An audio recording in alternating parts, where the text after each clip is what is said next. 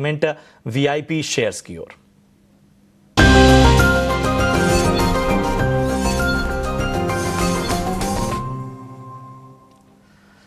रजत, सबसे पहले मैं आपके पास आना चाहूंगा। बताइए आपके रडार पे कौन से स्टॉक हैं जहां पर कमाई के मौके बन सकते हैं? एज आई सेड हमने एक्चुअली खुद भी इस हफ्ते जो मेजर बाइंग इनिशिएट किया वो एक तो टाटा मोटर्स था, दूसरा एक स्टॉक लॉरस लैब में हमने और खरीदारी की है। ये स्टॉक अभी आपको काफी एक्सपेंसिव लगेगा अपने वैल्यूएशंस के लिहाज से, लेकिन इस कंपनी ने पिछले 3-4 साल में काफी कैपेक्स किया है, जिसकी वजह से इसके मार्जिन्स पे भी काफी असर पड़ा है। But going forward I think इनका सीडीएमओ सेगमेंट ऑफ जो बिजनेस है उसमें आई थिंक मैं काफी पॉजिटिव हूं कि वो काफी एक्सपैंड करेगा।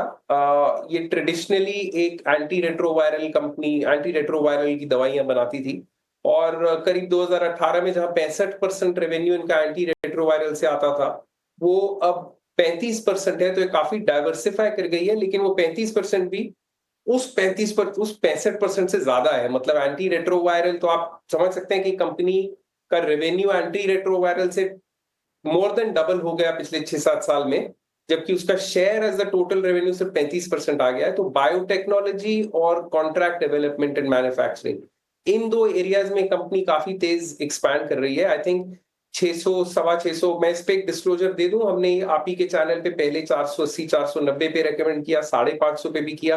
मेरा अपना टारगेट इसका अगले 4 साल में 1200 रुपए है। जो इन्होंने करीब 2400 करोड़ कैपेक्स किया है, उसका अगले 3 साल में आई थिंक हमारी कैलकुलेशन के हिसाब से 3500 करोड़ एडिशनल रेवेन्यू कंपनी को आएगा। और वैल्यूएशन जो भी स्ट्रेच्ड है वो भी काफी हद तक with improvement in earnings balance out हो जाएंगे। तो मेरे पास समय कम है, एक आखिरी सवाल के साथ मुझे अजीत जी के पास जाना पड़ेगा। अजीत, आप बताइए, जो आपने शेयर बताया वो हमारे रडार पे नहीं है, हमारे कवरेज में नहीं है, तो कोई और क्वालिटी स्टॉक्स बताएं।